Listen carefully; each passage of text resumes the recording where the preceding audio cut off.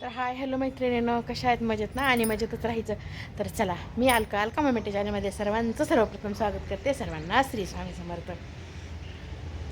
तर उन्हाचं सावली तिथे जरा कालच्या आलेल्या कमेंटसाठी, लाईकसाठी आणि सबस्क्राईब ज्यांनी बी केले त्यांच्यासाठी अगदी हृदयातून तुमची खरोखर खूप धन्यवाद मानते. आणि सर्वांना श्री स्वामी समर्थ. आणि सगळ्यांचे असे खूप, मी तर म्हणेल की उपकार आहेत की मला लाईक कमेंट करायले तर आणि भरपूर सपोर्ट करायले तर ताईंनं मैत्रिणीनं जे बी माझे दादा आहेत सगळ्यांनी असंच आपल्या बहिणीला प्रेम द्या आणि थोडंसं मदत करा, म्हणजे सपोर्ट करा ना. आणि काय फरक पडतं आहे सपोर्ट केल्यानं? एकमेकांना सपोर्ट करायचा, पुढं घेऊन जायचं. हे आपण जे द्याल तेच घ्याल असं असते. त्याच्यामुळे सपोर्ट करत राहा. आणि खूप छान बरं का, ज्या ताईन मला कमेंट करायल्यात ना त्यांच्यासाठी अगदी मी त्यांची हृदयातून धन्यवाद मानते.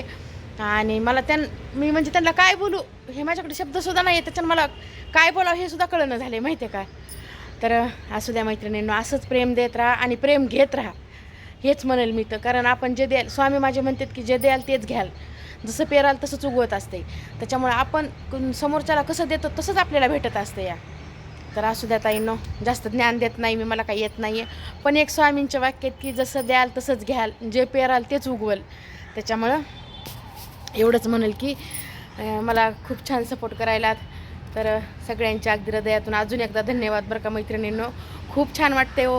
कोण असतो तर आपण एकमेकांना बघितलेलं नसतं ना, रक्ताचं नातं ना, कधी माहीतसुद्धा नसतं की तुम्ही कुठं आहेत मी कुठं आहे, तरी पण एवढं प्रेम देणं, एवढ्या कमेंट करणं, वेळ काढून तुमचा वेळ मला देतात आणि माझ्यासाठी कमेंट करतात. त्यासाठी खरंच मी जेवढे तुमचे आभार मानेल तेवढे माझ्यासाठी कमीच आहे इथं.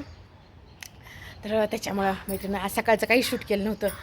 रेसिपी वगैरे आज केली, गवारच्या शेंगाची भाजी केली आणि नाश्त्याला पोहेच केले. ते साधारणच होतं सगळं. रात्री शेपूची भाजी होती केलेली, ती थोडीशी उरली होती तर म्हणलं आता अजून एक बाजरीच्या रात्री बी भाकरी टाकल्या. रात्री स्टोरेज फुल झालं.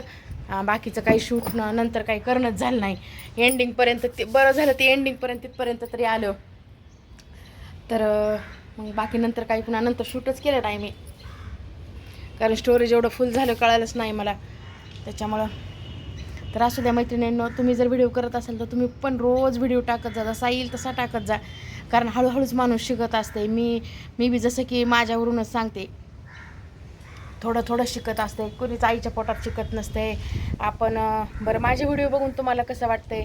कारण रेसिपी आवडणं किंवा तुम्ही मला लाईक करणं एवढ्यापर्यंतच मर्यादित राहत नसते मैत्रिणींना. मी जे व्हिडिओ करते किंवा मी जे तुम्हाला बोलते त्याच्यापासून तुम्हाला काही पॉझिटिव्ह ऊर्जा मिळते का, किंवा माझं बोललेलं तुम्हाला आवडतं आहे का, हे पण आपल्यासाठी महत्त्वाचं असते. किंवा नुसतंच व्हिडिओ करायलो टाकायलो तर तसं नाही मैत्रिणींनो, तुम्ही पण तसं नका करू. आपण ज्यावेळेस बोलतो किंवा काहीतरी करतो त्याच्यामधून बघणाऱ्याला की काय मिळतंय, समजा एक पॉझिटिव्ह ऊर्जा मिळते का बाबा, किंवा त्याला आपला व्हिडिओ बघून चांगलं वाटतंय का, हे सुद्धा म्हणजे तितकंच महत्त्वाचं असते या. त्याच्यामुळे तुम्ही जर व्हिडिओ बनत असेल तर तसं एक समजा, किंवा माझे जे बी व्हिडिओ बघत असतील त्यांना माझं बोलणं कसं वाटतंय, आवडतंय का. कारण मी माझ्या मताला ठाम आहे. मी असं म्हणत नाही की तुम्ही माझ्यासारखंच व्हा, तुम्ही तुमच्या ठिकाणी बरोबर आहात, तुम्ही बी तुमच्या मताला बरोबर आहात. पण एक माझं सांगणं की बाबा, आपण ज्यावेळेस काहीतरी करतो त्यावेळेस अगदी हृदयातून करा आणि मनमोकळेपणानं करा. त्यावेळेस स्वामी बरोबर आपल्याला परिचय देतात. मी तर म्हणेल की स्वामीचं म्हणजे की विचारूच नका असंही.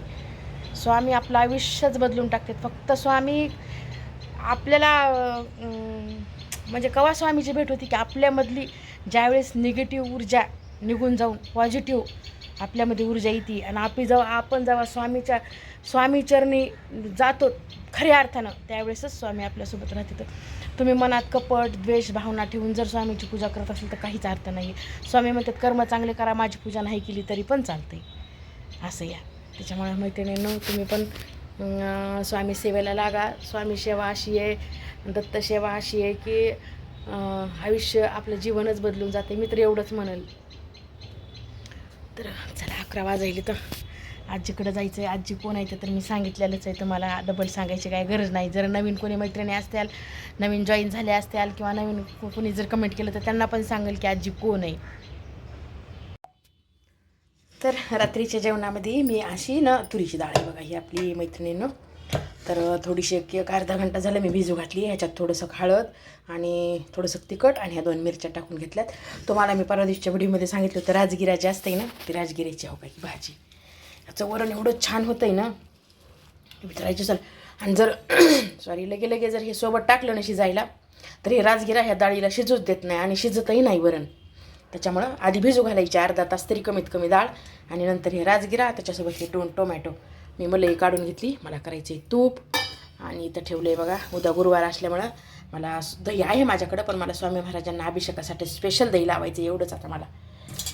तर चला हे टाकून घेते. अर्धा तास नक्की भिजू घालायची डाळ मैत्रिणीनं तरच ही राजगिऱ्याची भाजी त्याच्यासोबत शिजती नाहीतर शिजत नाही. काढीला मोठी झाली.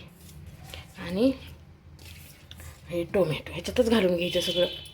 फक्त मीठ नंतर घालायचं. फोडणीला भरपूर असा लसण आणि मेथ्या दाखविते ते पण मी तुम्हाला. चला लावून घेते. आता 6 वाजायले तर आणि तेवढं तूप करून घेते. दही लावून घेते. आज उशीर झाला आहे. हो का भांडे राहिले तर अजून पण अगोदर करून घेणार आहे आता मी माझं महत्त्वाचं तूप. कारण ना तूप करताना काय झालं बघा मैत्रिणी ह्याच्या आधी माझ्यासोबत तूप केलं आणि असं गॅसवर ठेवलं सिम गॅसवर आणि लक्षातच नाही माझं तूप सगळं असं अर्धा किलो करपलतं. तेव्हापासून मी काय करते ज्यावेळेस मी स्वयंपाक करते ना त्याच वेळेस मी तूप ठेवत असते बघा. तर त्याच्यामुळे आता स्वयंपाक चालू आहे. आता करून घेते आणि नंतर ठेवते ह्याच्यावर तूप.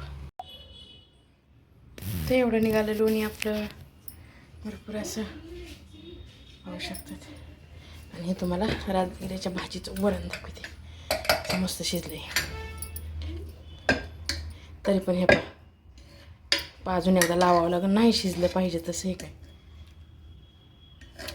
शिजत नाही आहे. थोडंसं अजून 1-2 शिट्ट्या घेतल्या का तर व्यवस्थित शिजते. हे भांडे आता याला गरम पाणी करावं लागते.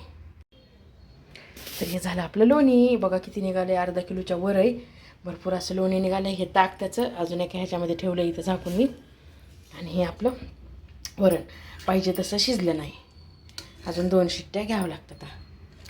आणि हे आता ह्याला गरम पाणी करून अगोदर एवढेच भांडे घासून घेणार आहे कारण ते सगळेच भांडे तेलकट होऊन बसतील. तर चला अगोदर ह्याला काय करते वर ठेवते. आता खालून आले आजी पण आता स्वयंपाक होत ह्याच्याजवळच थांबते बाई. तर बघा डबल लावल्यास किती मस्त शिजलं वरण. सुंदर असं गाळ एकदा करून बघा तुम्ही. खूप मस्त चवीला एकदम छान लागतंय. हे मलाही माहीत नव्हतं. मी आजीकडून भरपूर शिकले बरं का मी आजीकडून. ती हे म्हणजे रोज केल्यासारखं करते हे वरण तिनं. तर हे आपला भरपूर असा लसण. आता टोमॅटो वगैरे काय घालता ह्याला कढीपत्ता खूप छान लागते मैत्रिणी पण कढीपत्त्याचं झाडच खराब झाल्यामुळं चला असू द्या जे आहे ते आहे. तर ह्या वरणाला मेथ्या कंपल्सरी आहेत. घाला म्हणजे घालाच. चवीला नंबर. मी तर खिचडीला आणि साध्या वरणालाही मेथ्या घालते मैत्रिणीनं. त्याच्यामुळे मेथ्या अवश्य वापरीचा जेवणामध्ये. स्वयंपाक करताना खालची माझी आजी तर पावडर करून ठेवते. प्रत्येक भाजीमध्ये मेथीचं पावडर टाकते. कारण वाताच्या माणसाला मेथी खूप चांगली आहे खाल्लेली. शुगरच्या माणसाला मेथी जर खाल्ली ना मेथी सकाळी रात्री भिजवायची सकाळी जर खाल्ली ना तर शुगर एकदम कंट्रोलमध्ये येते बरं का मैत्रिणींनो. हे म्हणजे माझा अनुभव आहे. अनुभव म्हणजे मी आजी रोज घेते आहे मेथीचं तिनं पावडर करून ठेवलेलं आहे. 1 चमचा असा तुम्हाला दाखवते. हे का असा 1 चमचा आहे तिच्याकडे छोटासा. 1 चमचा बरं पाण्यात टाकून ते पाणी घेते. तर चला लाल झाला लसण आपला. आताच काय घालायचं नाही दुसरं फक्त वरण आणि असं झाकायचं ह्याला कारण फोडणी छान बसते. तर इकडं आपल्या 2-3च त्या दिवशी वांग्याचं मसाला वांगं केलं तर त्याच्यातले 2-3च वांगे उरले होते. तर म्हणलं काय करायचं आपले हिरवे वाटाणे टाकले आणि हो का ही भाजी केली. लांबका कांदा कापून टाकला. आमच्या दोघांपुरती होऊन जाते. थोडी शिजायची राहिली आहे. शिजली जवळपास. तर तुम्ही पण ही भाजी एकदा करून बघा. अशी हिरवे वाटाणे आता सीझन आहे वाटाण्याचा. 1 नंबरमध्ये भाजी होती. लांबक्या फोडी करायच्या वांग्याच्या लांब कांदा कापायचा आणि ही भाजी एकदा करून बघा. झाली शिजली माझी भाजी ही पण. तर हे आपलं वरण असं. तर आता ह्यात मीठ घालून घेते. आता हे कुकर झाकल्यामुळं हे असं झालंय मैत्रिणीनं. कारण झाकायचं माझ्या एका हातात फोन आहे एका हातात कुकर आहे. तुम्ही ताट पण झाकू शकतात. तर मी कुकरच झाकलं. तर हे पाहिजे मीठ जास्त होईल का नाही होत कमीच टाकते. आणि हे पातळ नाही करायचं ह्या वरणाला. असं थोडंसं असं एवढ्या प्रमाणात घट्ट ठेवायचं. एक नंबरमध्ये होतं आहे, चवीला छान लागतं आहे. मुलांच्या खाण्यात पालेभाजी पण येते. आता ह्याच्यासोबत करायचं आहे मला वाटाणे टाकून जिरा राईस. तर जिरा राईससाठी कुकरमध्ये तेल टाकून घेतलं आणि हे आपलं तूप व्हायले. जसं की तुम्हाला म्हणलं ना, मला दोनदा धोका झाला आहे ह्या तुपाचा. कारण ठेवून जर जसं म्हणलं ना, ठेवून जर गेलं का करपणार. थांबल्यास व्यवस्थित होईल, पण चुकून बी जरी आपण इथून मी माझ्या तर बाबतीत झालंय गेलं तर विषय संपला मग. आणि उद्या आपल्या स्वामींचा गुरुवार, तर म्हणलं नैवेद्याला बी दिव्याला पण ताजं तूप होतं आहे, असं बी करायचं आहे तर असं करूया. तर हे खडे मसाले थोडे आणि जिरे हे झाले की हे तेजपत्ता,